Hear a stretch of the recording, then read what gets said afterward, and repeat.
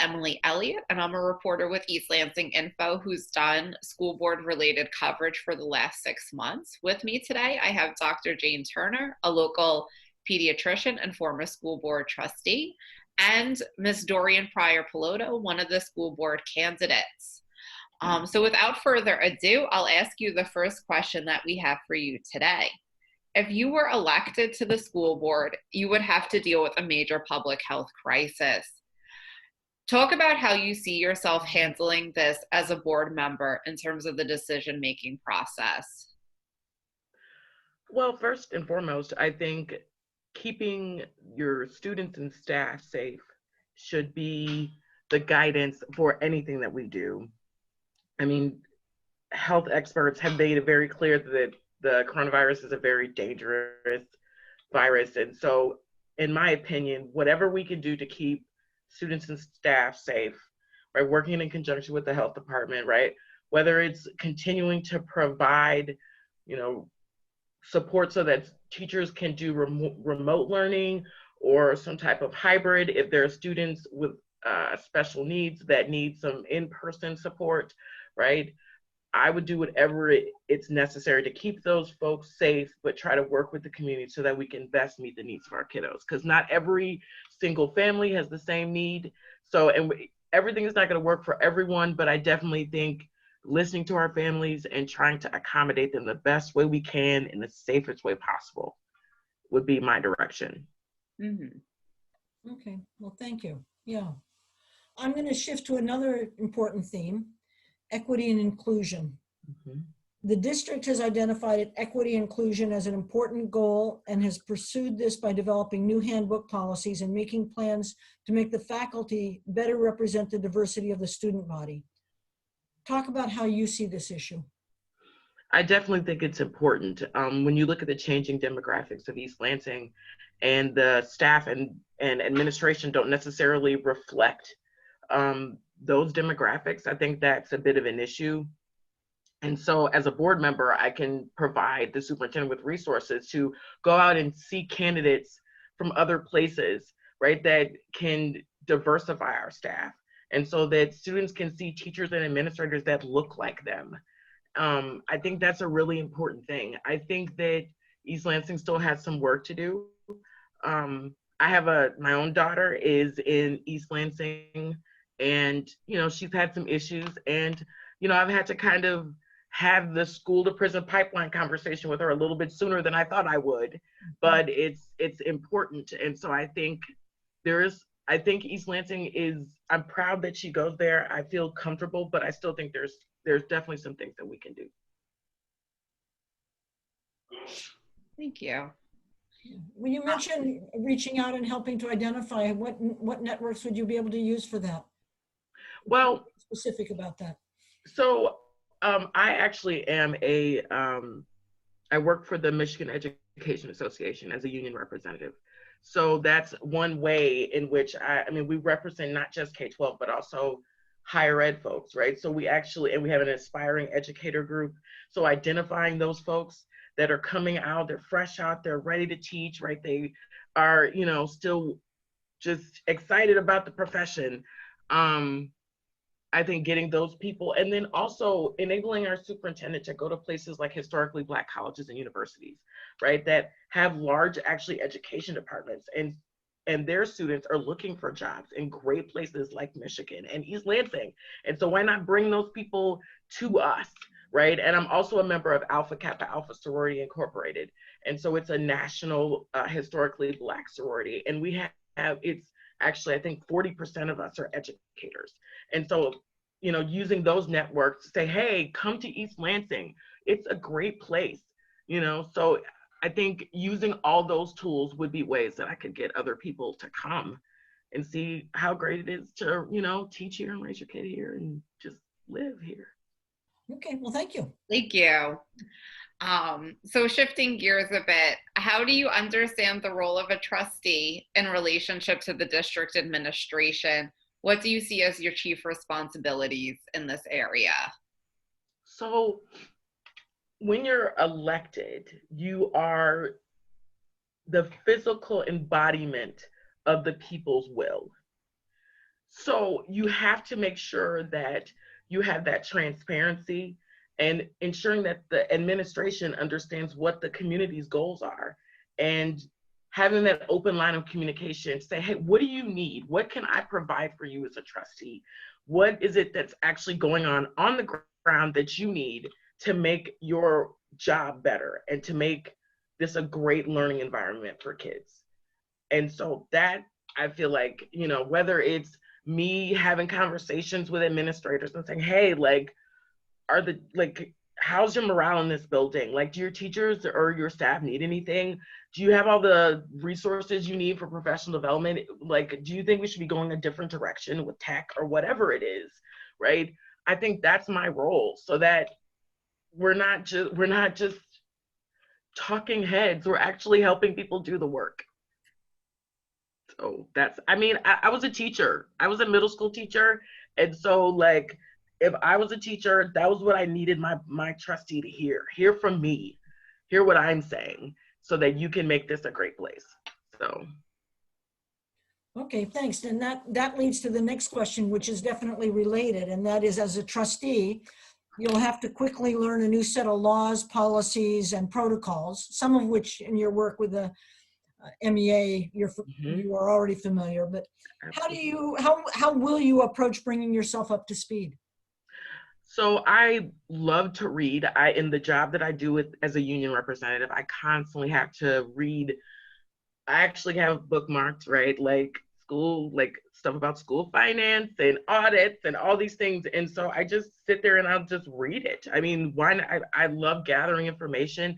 I love talking to people, right? I love picking people's brains. There's nothing more interesting to me than having an engaging conversation and saying, hey, like, I don't get this. Can you explain to me this particular viewpoint? And why is it that you have this viewpoint? And so I think that I don't believe in just going based on my own set of facts. I need to gather information from other sources. I trust the experts, right? So it seems like that. I mean, whether it's economics or health and safety or whatever it is, trust the experts, find the information. Thank you. Yeah. When I joined the school board in, I think it was 2004, I found I learned that the Michigan Association of School Boards provides trainings for new school board members. Would that be of interest to you? Absolutely.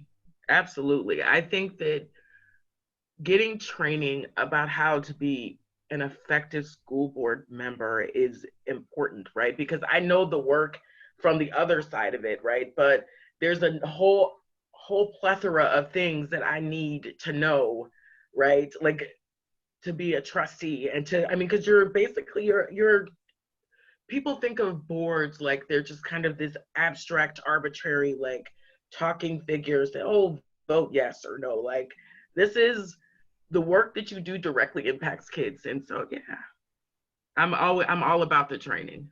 Okay, thank you. Thank you. Our next question is, what programs at East Lansing Public Schools, educational or otherwise, would you like to see the district devote more resources to, and how might you make that happen? Well, I definitely think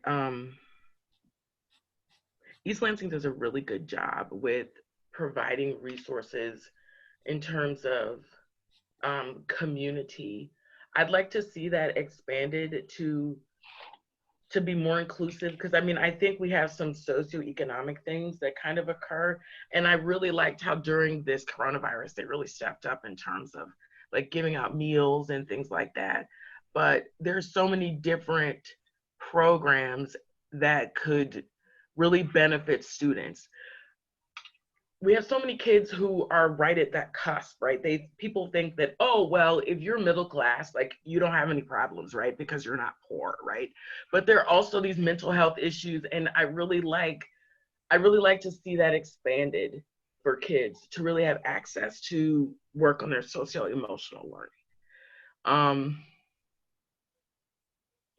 I really like to see more emphasis on restorative practices within East Lansing. I think that, my kid actually had conflict, and she basically was asking for some conflict management. I mean, she asked for it, and that they weren't able to provide that for her. And so I think that's a resource we really need to expand for our administration. So there's a couple of things that I think that we can really work on to work on equity, right? Because I think East Lansing really has learned the difference between equality and equity, right? Because people often confuse the two. But I think there's definitely some more work to be done. And those are just some things that I've been thinking as, a backseat quarterback, right? Like, I mean, because I'm not actually making those decisions, right? They're so heavy. And so, those are just the things that I've been thinking. That's helpful to hear what you've been thinking. Very helpful. Thank you. And I think the listeners will find that helpful. Last question is about engaging with parents. Mm-hmm. How would you like to engage with parents, including those who are uninformed or who may be informed but disagree with you? I love a good dialogue, right? Because of the fact that I think a lot of times we don't sit and talk about things often. I think I don't see why there can't be like school board, like town hall, like informal, like we're not making any policy decisions, but I just want to hear what you're saying, right? And answer questions the best of my ability. Why can't we have those things, right? I noticed that I noticed the superintendent sends out things quite often. When I looked at the newsletter for the board, the actual board newsletter, when I looked on the website, it hadn't been posted in a while. And so I think that having a multifaceted communication strategy is important, right? Helping to understand how people best take in information and using that data to construct a communication strategy so that we are communicating with parents the best way that we can. And it enables them the information to flow back, right? So I think only email is definitely not like the way. Millennial parents, right? If you poll millennial parents, they hate email, right? They would rather die than read an email. So why not use text message or social media more to engage different parents so that we can get that feedback? So that's just some of the thoughts that I've been having.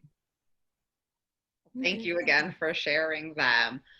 Those are the questions, but we do have about 2.5 minutes left. So we want to provide you with this time. If you have anything else you'd like to say, or you feel hasn't come out in a question that you'd like to have foregrounded more, you have the floor to say what you'd like.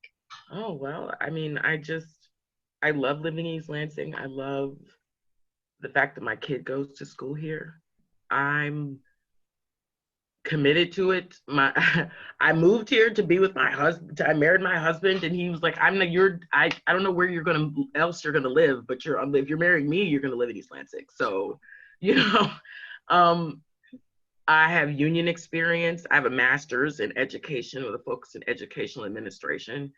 And like I said before, I was a former teacher for 7.5 years. I taught middle school, so I definitely do have some school and education experience, and it's specifically administration. And as I said before, I'm a MEA union representative, so whatever I do is going to be for the benefit of the staff and the students, so they have the best working and learning environment, and that'll be my guiding principle. And people may not agree with me for that, but that'll be the underlying theme. So they'll never be able to say I did it for ulterior motives. I'll tell you that much. Well, thank you. Yes, thank you, Dorian, for your time this morning. This has been very helpful. I think thank you very much. The listeners will all have a better sense of who you are, why you're running, and what you bring to it. Thank you both very much. Thank you. Thank you. Have a good weekend. Y'all too. Thanks.